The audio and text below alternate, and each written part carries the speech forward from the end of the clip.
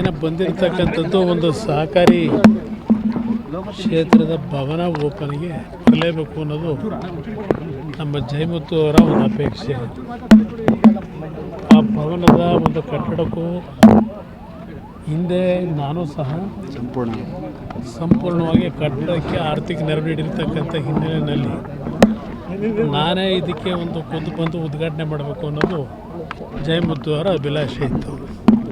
ಆ ಹಿನ್ನೆಲೆಯಲ್ಲಿ ಬಂದಿದ್ದೇನೆ. ಸರ್, ನಾಳೆ ರಾಜ್ಯದ ಬಜೆಟ್ ಇದೆ ಸರ್, ಏನು ನಿರೀಕ್ಷೆ ಮಾಡ್ತೀರಿ?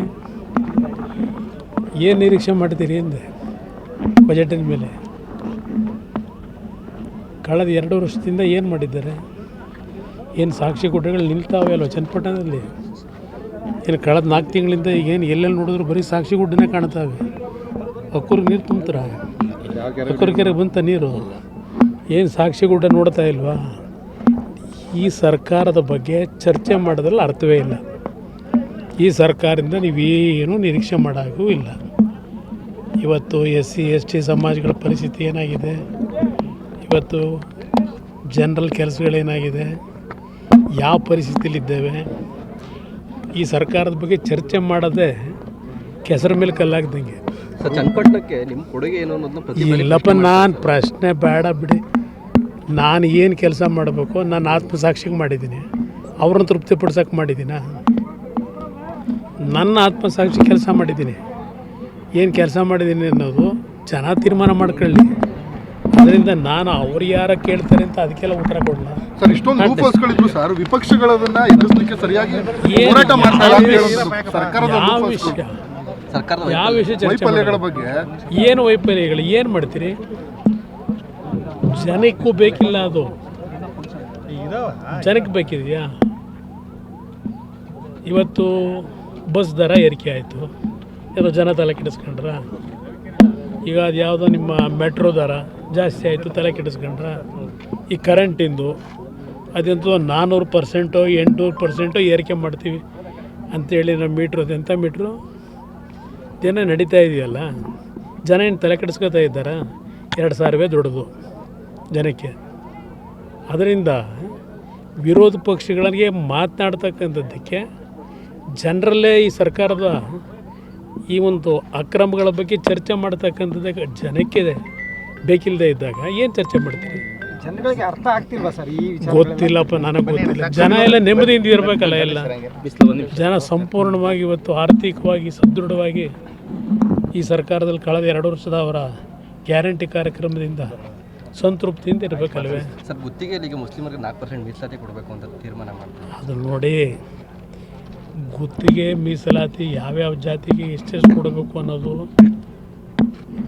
ನಾನು ಚರ್ಚೆ ಮಾಡೋಕ್ಕೆ ಹೋಗಲ್ಲ. ಇಲ್ಲಿ ಮೀಸಲಾತಿ ಇದ್ರ ಮುಖಾಂತರ ಬರೀ ಓಟ್ಗೋಸ್ಕರವಾಗಿ ಚರ್ಚೆಗಳು ನಡೆಸಲು ಅರ್ಥ ಏನಿದೆ? ಜನಕ್ಕೆ ಬೇಕಾಗಿರೋದು ಅಭಿವೃದ್ಧಿ ಬೇಕು, ರಾಜ್ಯದ ಅಭಿವೃದ್ಧಿ ಬೇಕು. ಅಭಿವೃದ್ಧಿ ಏನಾಗಿದೆ ಅನ್ನೋದು ನೋಡಬೇಕಷ್ಟೇ. ನೀವು ಯಾವ ಗುತ್ತಿಗೆ ಕೊಟ್ಟರೆ ಏನು ಉಪಯೋಗ? ಪರ್ಸೆಂಟೇಜ್ ಕೊಟ್ಟರೆ ಅಲ್ಲೂ ಪರ್ಸೆಂಟೇಜಾ?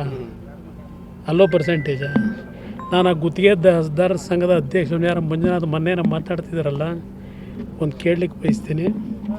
ನಾನು 2006, 2007, 2018 ನಾನು ಮುಖ್ಯಮಂತ್ರಿ ಆದಂಥ ಸಂದರ್ಭದಲ್ಲಿ ಇಡೀ ರಾಜ್ಯದಲ್ಲಿ ಗುತ್ತಿಗೆದಾರರಿಗೆ ಪ್ರತಿ ತಿಂಗಳು ದುಡ್ಡನ್ನು ಬಿಡುಗಡೆ ಮಾಡ್ತಾಯಿದ್ದು. ಯಾವ ಗುತ್ತಿಗೆದಾರರು ಕಮಿಷನ್ ಕೊಟ್ಟರು? ಇದೇನು ಕಮಿಷನ್ ಬಗ್ಗೆ ಚರ್ಚೆ ಮಾಡ್ತಿರಲ್ಲ, ನಡೀತಾ ಇದೆಯಲ್ಲ ಈಗ ಕಮಿಷನ್ ಬಗ್ಗೆ. ನಾನು 2 ಬಾರಿ ಮುಖ್ಯಮಂತ್ರಿ ಆದಾಗ ಯಾವ ಗುತ್ತಿಗೆದಾರ ಬಂದು ನಮಗೆ ಪರ್ಸೆಂಟೇಜ್ ಕೊಟ್ಟಿದ್ದ? ನಾನು ಈ ರಾಜ್ಯದಲ್ಲಿ ಮುಖ್ಯಮಂತ್ರಿ ಇದ್ದಾಗ ಯಾವ ಇಲಾಖೆಯಲ್ಲಿ ಬಂದು ಕೊಟ್ಟಿದ್ದರು? ನನ್ನ ಗಮನಕ್ಕಂತೂ ಆ ಸಂದರ್ಭದಲ್ಲಿ ಯಾರು ಪರ್ಸೆಂಟೇಜ್ ಬಗ್ಗೆ ಯಾರು ಚರ್ಚೆ ಮಾಡಿದ್ದೇ ನೋಡಲಿಲ್ಲ. ಈಗ ಇವೆಲ್ಲ ಚರ್ಚೆಗಳು ಮಾಡ್ತಿರಲ್ಲ. ಅದರಿಂದ ಜನಕ್ಕೆ ನಾನು ಹೇಳ್ತಕ್ಕಂಥದ್ದು, ಈ ರಾಜ್ಯ ಉಳಿಸೋರು ಯಾರು ಅನ್ನೋದನ್ನ ಅರ್ಥ ಮಾಡ್ಕೊಂಡು ತೀರ್ಮಾನ ತಗೊಳ್ಳಿ. ಇಲ್ಲೇ ಇದ್ದರೆ ಸಂಪದ್ಭರಿತವಾದಂಥ ರಾಜ್ಯ ಇದು. ಈ ರಾಜ್ಯ ಮುಂದಿನ ದಿನದಲ್ಲಿ ಕೊನೆಗೆ ಬಿಹಾರನ ಹಿಂದಾಕಿ ಒಂದು ಕೆಟ್ಟ ಒಂದು ವಾತಾವರಣ ನಿರ್ಮಾಣ ಮಾಡ್ತಕ್ಕಂಥ ಒಂದು ವಾತಾವರಣಕ್ಕೆ ಇವತ್ತೇನು ಹೋಗ್ತಾ ಇದ್ದೀವಿ. ಅದಾಗಬೇಕು ಅನ್ನೋದ್ರೆ ಜನಕ್ಕೆ ನಾವೇನು ಮಾಡೋಕ್ಕಾಗಲ್ಲ. ಜನ ಬುದ್ಧಿವಂತರಾಗದಿದ್ರೆ ಏನು ಮಾಡೋಕ್ಕಾಗಲ್ಲ. ಕೊನೆಯದಾಗಿ ಸರ್, ಬೆಂಗಳೂರು ದಕ್ಷಿಣ ಜಿಲ್ಲೆ ಮಾಡಲಿಕ್ಕೆ ಯಾವ ಜಿಲ್ಲೆನಾದರೂ ಮಾಡ್ಕೊಳ್ಳಪ್ಪ, ಹಿಡ್ಕೊಂಡಿರೋರು ಯಾರು? ದಕ್ಷಿಣ ಜಿಲ್ಲೆ ಮಾಡಿದ ತಕ್ಷಣ ಏನಾಗ್ತದೆ? ಏನು ತಗೊಂಬರ್ತಾರೆ? ದಕ್ಷಿಣ ಜಿಲ್ಲೆ ಮಾಡಿ ಏನು ಮಾಡ್ತಾರೆ? ಮೊದಲು ಇರೋದನ್ನ ನೆಟ್ಟಿಗೆ ಕೆಲಸ ಮಾಡೋದಕ್ಕೆ ಇವ್ರಿಗೆ ಯೋಗ್ಯತೆ ಇಲ್ಲ. ಏನು ಬರೀ ಹೆಸರು ಚೇಂಜ್ ಮಾಡ್ಕೊಂಡು ಏನು ಮಾಡ್ತಾರೆ? ನೀವು ಅಡ್ಗಾಲ ಆಗ್ತಾ ಇದೀರಿ ಅಂತ ಹೇಳಿ ಸರ್. ನಾನು ಯಾಕಪ್ಪ ಅಡ್ಗಾಲ ಹಾಕ್ಲಿ?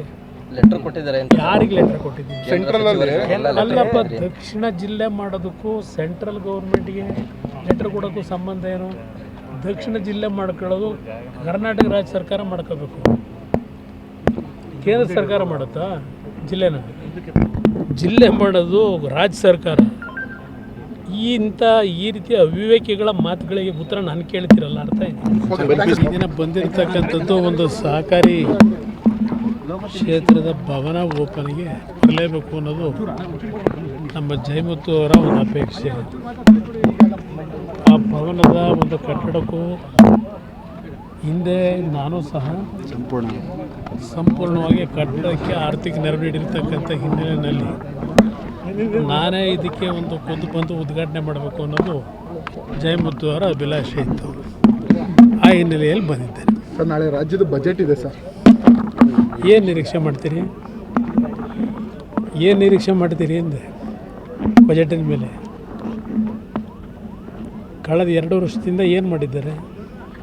ಏನು ಸಾಕ್ಷಿ ಕೊಟ್ಟಗಳು ನಿಲ್ತಾವೆ ಅಲ್ವ ಚನ್ನಪಟ್ಟಣದಲ್ಲಿ?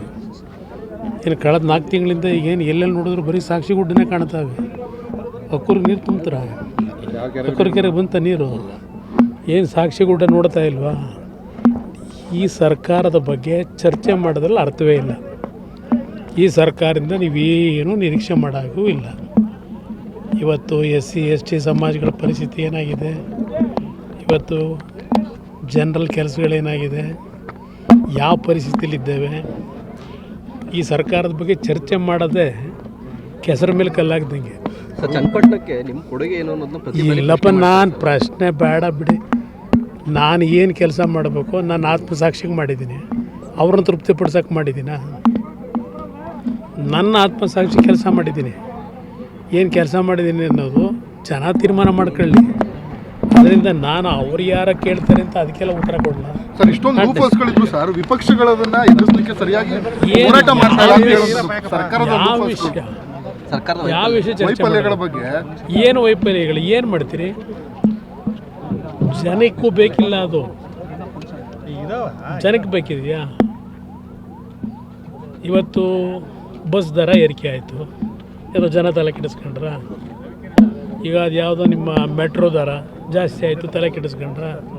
ಈ ಕರೆಂಟಿಂದು ಅದಂತೂ 400%, 800% ಏರಿಕೆ ಮಾಡ್ತೀವಿ ಅಂಥೇಳಿ ನಮ್ಮ ಮೀಟ್ರು ಅದೆಂಥ ಮೀಟ್ರು ದಿನ ನಡೀತಾ ಇದೆಯಲ್ಲ. ಜನ ಏನು ತಲೆ ಕೆಡಿಸ್ಕೊತಾ ಇದ್ದಾರಾ? 2,000 ದೊಡ್ಡದು ಜನಕ್ಕೆ. ಅದರಿಂದ ವಿರೋಧ ಪಕ್ಷಗಳಿಗೆ ಮಾತನಾಡ್ತಕ್ಕಂಥದ್ದಕ್ಕೆ ಜನರಲ್ಲೇ ಈ ಸರ್ಕಾರದ ಈ ಒಂದು ಅಕ್ರಮಗಳ ಬಗ್ಗೆ ಚರ್ಚೆ ಮಾಡ್ತಕ್ಕಂಥದ್ದಕ್ಕೆ ಜನಕ್ಕೆ ಬೇಕಿಲ್ಲದೆ ಇದ್ದಾಗ ಏನು ಚರ್ಚೆ ಮಾಡ್ತೀರಿ?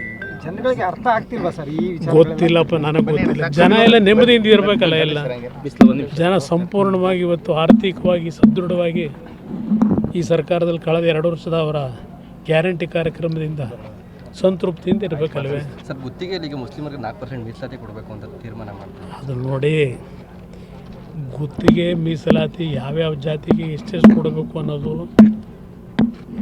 ನಾನು ಚರ್ಚೆ ಮಾಡೋಕ್ಕೆ ಹೋಗಲ್ಲ. ಇಲ್ಲಿ ಮೀಸಲಾತಿ ಇದ್ರ ಮುಖಾಂತರ ಬರೀ ಓಟ್ಗೋಸ್ಕರವಾಗಿ ಚರ್ಚೆಗಳು ನಡೆಸಲು ಅರ್ಥ ಏನಿದೆ?